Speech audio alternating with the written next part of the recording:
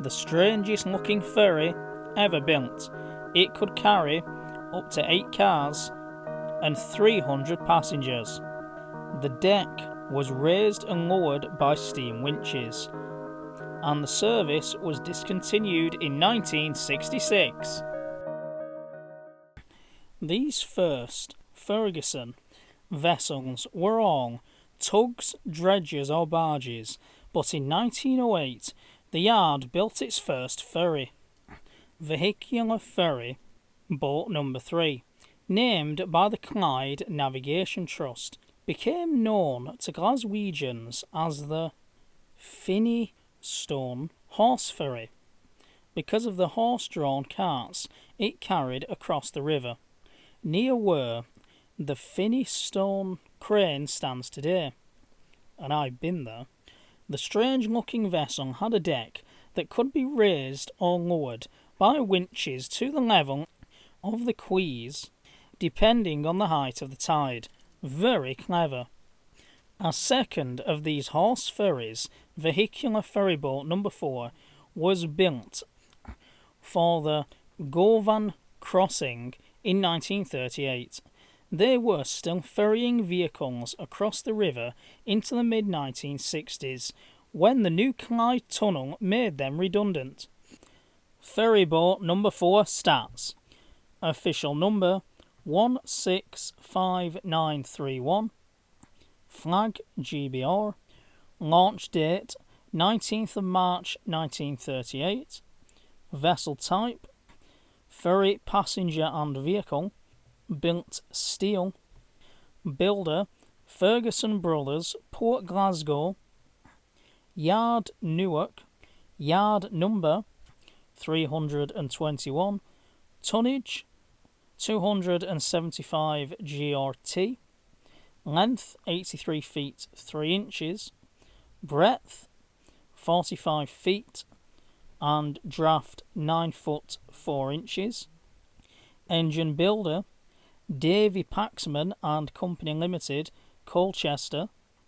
Engine details: oil engine driving 2 electric generators connected to 2 electric motors driving 2 forward and 2 aft, screws 3 knots. First owner Clyde Navigation Trust. First port of registration Glasgow.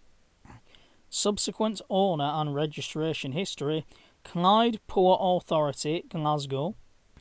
Vessel history: used primarily on Govan Ferry Crossing, 1971. Used for drilling off Ardea, 1972. She was still owned by CPA but laid up at Renfrew, 1975.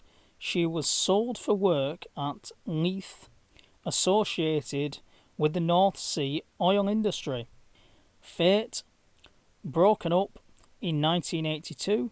Disposal details: broken up at unnamed location during 1982. Well, it seems like it was a remarkable vessel, and if Kelvin is watching, I wouldn't mind a cardboard model of it, my good Glaswegian friend. Well, I of course hope that you have all enjoyed this video. It's taken me over 5 hours to edit and around 10 days to research. So this is the second video in a row where I have put the names of the vehicles on screen. Of course, it is an educational channel, and so for the curious amongst you, you don't have to pop on Google after the video. Of course, back in my day, I found out by books and magazines what these classic vehicles were. So in this segment, we have 3 of my all-time favourite lorries. We have the Bedford Heavy Pump Unit, circa 1940, which is basically a Bedford O-type with a strengthened chassis and extra equipment. The Austin K2, which was usually known as the Heavy Ambulance, but of course the Auxiliary and National Fire Brigades use them to tow the 1,000 kilogram Dennis trailer pump. And of course, it used to take two very well trained and fit firefighters to manhandle these particular pumps. And then last but not least, we have the Fordson 7V. The lorry came out in 1937. I think they're very, very cute. And circa 1940, these also had strengthened chassis and additional equipment to, of course, fight fires during the Blitz. And I hope the one that was abandoned in Dublin has been restored. It's a shame if it hasn't been. Of course, comments below if you know more on that. Is it the one from Harland and Wolff, or was it sold to the Dublin Fire Brigade after the war? I'm sure there was hundreds, if not thousands, of these still knocking around in the 1950s. And of course, these two have different bodies on them. And that's what I love about fire engines. All the different types of bodies you can put on them.